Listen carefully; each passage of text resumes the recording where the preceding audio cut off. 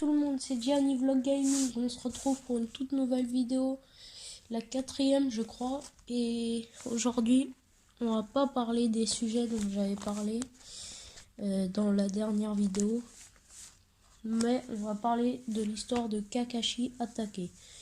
Kakashi attaqué, justement du manga Naruto.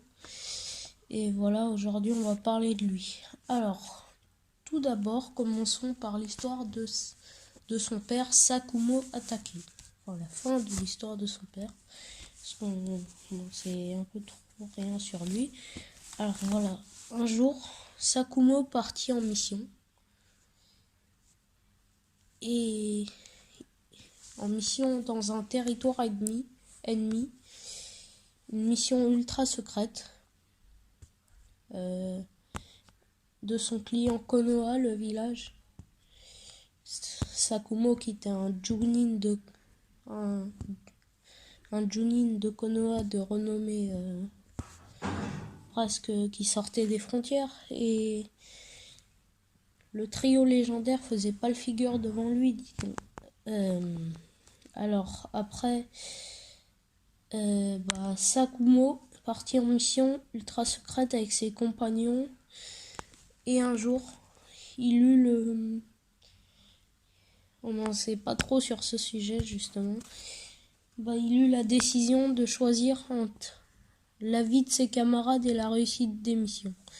Bien que la loi de Konoha stipule qu'il est interdit d'abandonner les missions, il a choisi d'abandonner la mission et de garder la vie de ses camarades. Ce qui est un geste quand même noble. Et vous allez savoir la suite. Et quand il revint de cette mission qu'il avait abandonnée, il reçut une campagne de calomnie. Et après avoir reçu cette campagne de calomnie, à bout psychiquement et physiquement aussi, il mit fin à ses jours. Et le petit Kakashi, qui avait 7 ans, je crois, était troublé par ce qu'il avait vu le cadavre de son père chez lui quand même. En fait, je vais raconter la campagne de calomnie. Alors que quand même, il aurait pu se venger contre Konoha, mais bon, ironie du sort, même les compagnons qu'il avait sauvés l'avaient traîné dans la boue. Voilà, maintenant, on commence l'histoire de Kakashi. Kakashi qui ne parle plus jamais de son père devant les autres. Et il perdit sa mère très tôt, à 2 ans je crois. Kakashi qui avait vécu 7 ans avec son père, 7 ans de joie et de bonheur, qui avait perdu son père à 7 ans, se retrouve seul, orphelin. Mais pour accepter cette vie, il fallait avoir une maturité énorme et un courage.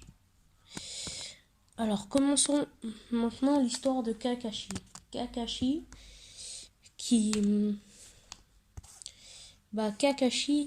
il va former une équipe avec Obito Uchiwa, Lin Nohara et son maître Minato Namikaze, qui s'avère être le père de Naruto. Et Kakashi, il s'entend pas très bien avec Obito et non plus Lin. Alors on va abréger parce qu'elle est très longue, l'histoire de Kakashi, et elle est mêlée beaucoup à l'histoire d'Obito. Un jour,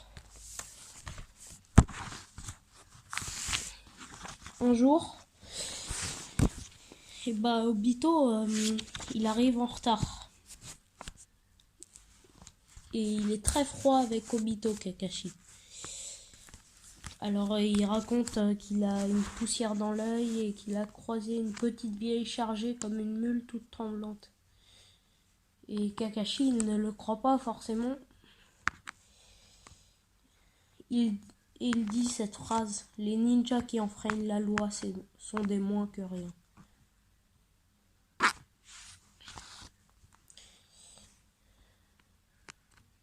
Obito lui dit: tu as un cœur de pierre. L'important c'est la maîtrise de soi. Et Lin était très indulgente avec Obito. Et Kakashi dit: Lin, tu es trop indulgente avec Obito. Tu sais pourtant que c'est un jour important pour moi. Et Obito ne se souvenait pas du tout de cette nouvelle. Alors, effectivement, c'était un jour important. C'était le lendemain du jour où Kakashi avait été promu ninja au rang de ninja supérieur. Il est désormais l'égal de Minato. Et un jour, Minato et son équipe sont sur une plaine herbeuse. Minato dit: il a été décidé que lui et moi agirions désormais séparément pour une question de taux de réussite en mission. Comprenez, la puissance militaire de Konoha n'a jamais été aussi faible, et grouper 2 ninjas supérieurs dans une même équipe n'est généralement pas indispensable. Alors Obito, là, il est troublé parce que il est saoulé que Kakashi soit son maître. Alors, il fallait préparer un cadeau pour Kakashi qui a été promu au rang de ninja supérieur. Minato lui a donné un kunai. C'est un kunai fait sur mesure qui s'avérait être une balise temporelle. Alors Lin, elle lui donne un kit médical qu'elle a amélioré. Il est conçu pour être très facile d'emploi. Alors Kakashi les remercie, mais très froidement quand même. Après, il tend la main à Obito. Obito lui dit: pourquoi tends-tu la main? Et après, Obito dit: pour toi, j'ai que dalle. Après, Kakashi, ça ne l'étonne pas. Il dit: ce n'est pas grave, tu m'auras sans doute amené un truc nul de toute façon. Les choses qui ne servent pas, c'est toujours un poids. Je ne comprends pas, Obito cria. Je ne comprends pas pourquoi ils t'ont enlevé à ce grade. Qui es-tu pour te permettre de contester les décisions d'en haut? Et Obito dit: je suis Obito Uchiwa du clan Uchiwa. Tôt ou tard, je te dépasserai quand mes Sharingan se seront éveillés. Et Kakashi le nargue quand même.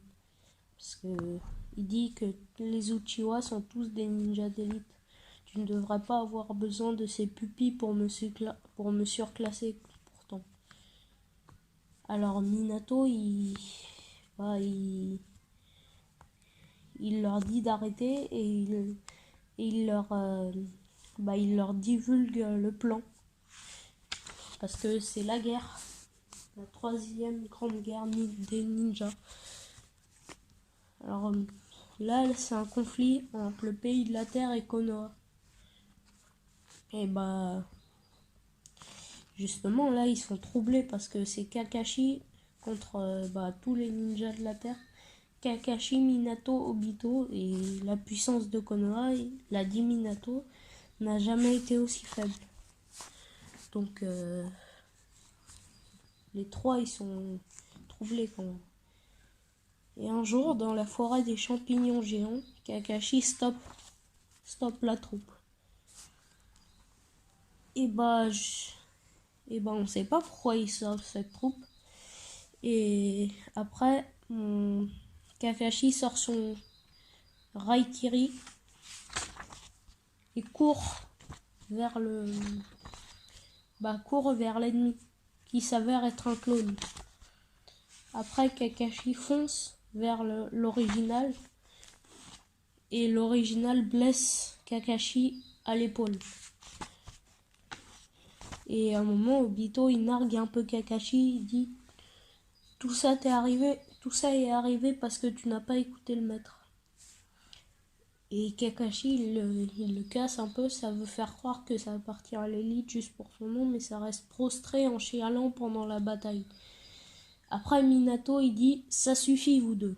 Kakashi, le règlement a son importance, mais ce n'est pas tout. Ne perds pas de vue qu'il faut parfois s'adapter à la situation et agir en fonction des circonstances. » Kakashi baisse un peu la tête, couvert un peu de notes. Obito lui dit « Tu vois ?» Minato répondit à Obito. Obito, tu n'es pas sans reproche non plus. Tu portes des lunettes de protection. Comment peux-tu avoir une poussière dans l'œil? Tu parlais de maîtrise de soi tout à l'heure. Passe donc tes paroles à l'acte et deviens plus fort dans ta tête. Et le Raikiri, qui est la nouvelle invention de Kakashi, et Minato lui dit à propos de ta technique, ne l'utilise plus lors de combats désormais. Avant de nous séparer, j'ajouterai ceci. La qualité la plus importante pour un ninja, c'est de savoir travailler en équipe. Et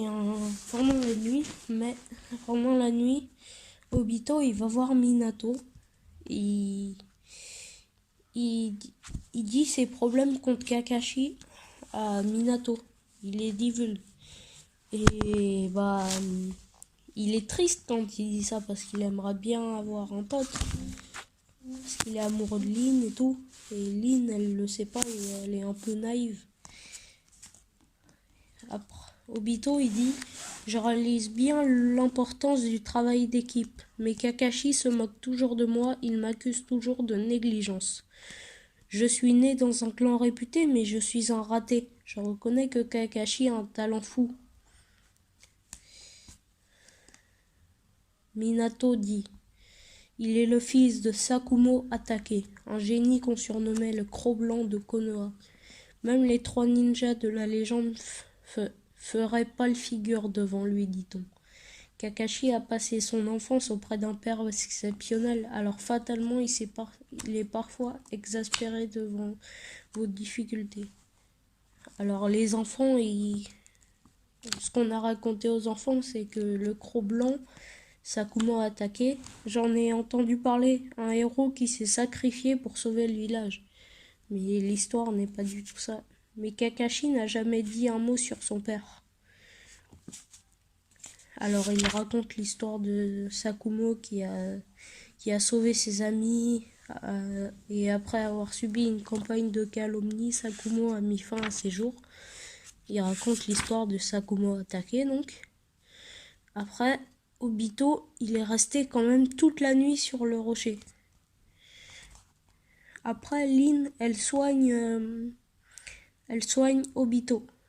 Et Kakashi, elle soigne Kakashi. Et Kakashi, il est torse nu. Et en voyant ça, Obito, il monte ses fesses à Kakashi. Après, Minato, il dit, il faut reprendre la route. Les trois, ils disent, entendu. Alors Minato, avant de se séparer, il leur dit « Hier, nous sommes tombés sur un éclaireur isolé, mais maintenant vous aurez affaire à des unités complètes. Prenez garde. » Et dispersion donc. Alors ils marchent, et on ne sait pas où ils vont. Et à un moment, ils arrivent dans une forêt. Et on voit 2 ennemis, mais eux, ils les voient pas. Donc... à un moment, il y a un piège, Kakashi les arrête. Il y a un piège et il y a plein de bambous qui tombent. De pousses de bambou qui tombent. Et donc, qui vont les embrocher, quoi. Et après, Obito, il lance Katon, technique suprême de la boule de feu. Le Gokakyu no Jutsu. Après, à un moment, ils prennent Lin en otage. Et Obito, il y va. Et après, Kakashi, il fait Obito n'y va pas. Après, Kakashi, il fait mais pourquoi? Parce que pendant une mission, il faut oublier ses sentiments. Un shinobi n'a besoin que de l'arsenal utile à sa mission. Les émotions, elles, sont inutiles. Obito dit: Tu parles sérieusement? Tu penses ce que tu dis? Kakashi fit regard bas et pensa à son père. Oui, je le pense. Laisse tomber, toi et moi, nous sommes aussi différents que l'eau et l'huile. Je pars secourir Lin. Kakashi dit: Tu ne comprends décidément rien. Sais-tu ce qui arrive à ceux qui enfreignent la loi? Et Obito y répondit: Je pense que le Cro-Blanc était un véritable héros. Et Kakashi regarda Obito avec des grands yeux. Et il dit à Kakashi: C'est vrai, dans le monde des ninjas, ceux qui ne respectent pas les lois et transgressent les lois, ceux qui ne respectent pas les règles et transgressent les lois sont considérés comme des moins que rien, mais ceux qui ne pensent pas à leurs compagnons sont encore pires. Alors, quitte à être un moins que rien, je me moque de transgresser la loi. Si ça fait de moi un mauvais ninja, j'anéantirai ce système à la noix. Et Kakashi, il part dans la direction opposée d'Obito et il fait profil bas. Et Obito l'a dit, ils sont différents comme l'eau et l'huile. Et là, il pense à ce qu'a dit Lin tout à l'heure. Tu vas beaucoup mieux, mais si tu forces trop, ta plaie se rouvrira. Et il pense aux paroles d'Obito aussi. Et Obito, il est sur un arbre dans la forêt. Il parle tout seul un peu. Après, il fait « Bon, j'y vais ». Et après, il y a un ninja des roches qui arrive et qui fait « Oui, mais où ?» Et après, il va attaquer Obito. Et là, l'arrivée triomphale de Kakashi qui lui coupe l'épaule, mais superficiellement un peu, avec son épée, le seul souvenir de son père. Et le ninja des roches, il s'appelle Mahiru, je crois. Et le ninja des roches, il demande: Es-tu le Cro-Blanc de Konoha? Il fait: Non, cette épée est un souvenir de mon père. Il le sous-estime un peu, le ninja des roches. Il fait: Je vois, tu n'es que le rejeton du fameux Sakumo attaqué. Et là, Obito, il va se faire attaquer parce que le ninja des roches, il a une technique de camouflage qui le rend invisible et qui cache ses odeurs. Et là, Obito, il va être attaqué par derrière.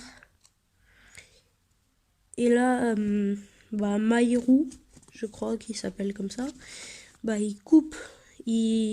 Kakashi s'est pris le coup de kunai dans l'œil.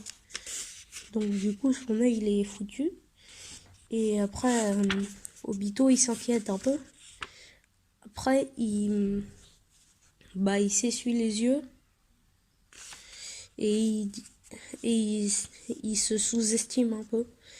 Et Kakashi lui dit: Ne pleure pas, tu es un ninja, et puis je ne suis pas encore mort. Ces paroles-là, j'aimerais ne pas les avoir prononcées enfin. Et là, Obito, on voit qu'il pousse un kunai derrière lui. Et là, il pousse un kunai sur ce qui s'avère être la tech Mahiru dans sa technique de camouflage.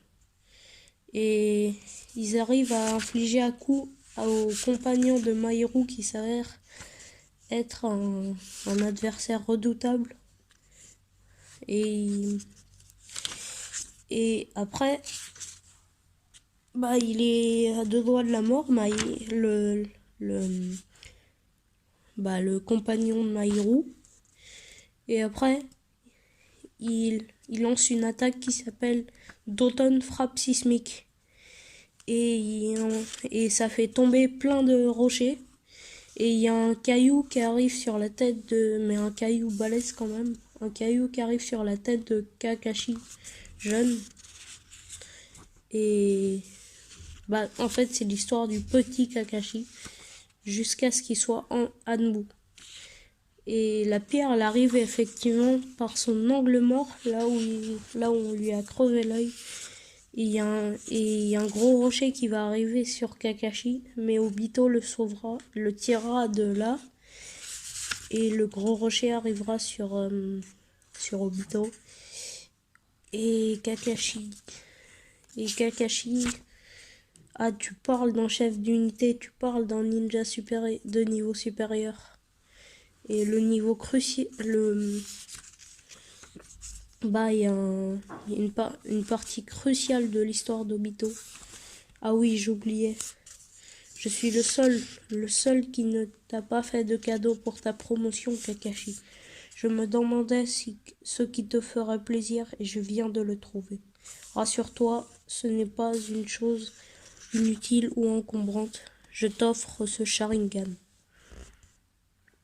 Quoi qu'en diront les gens au village, pour moi tu es un formidable ninja de supérieur. Je le pense sincèrement, accepte mon cadeau.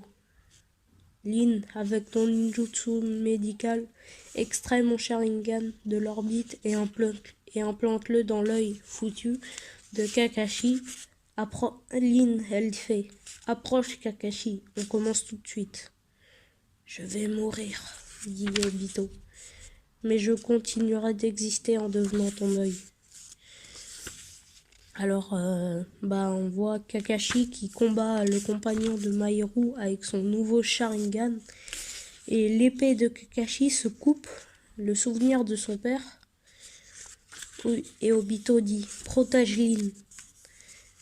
Et là, le Raikiri, Kakashi tua le compagnon de Mahiru avec son Raikiri. Alors, Lin, prends ma main, vite, dit Kakashi. Obito cria Lin. Et Lin cria Obito. Après, Kakashi et Lin se retrouvèrent face à une troupe de ninjas. Et grâce à Obito et son Sharingan, Kakashi pourra compléter cette technique qui s'appelle le Raikiri. Et il s'évanouit. Et il lance le kunai qui s'avère être une balise temporelle. Et après, il est à côté de son maître qui s'appelle Minato. Et il fait tu as repris connaissance. Après, il fait maître, comment est-ce possible? Il lui dit ces kunai sont des balises spatio-temporelles par lesquelles je me repère quand je me téléporte.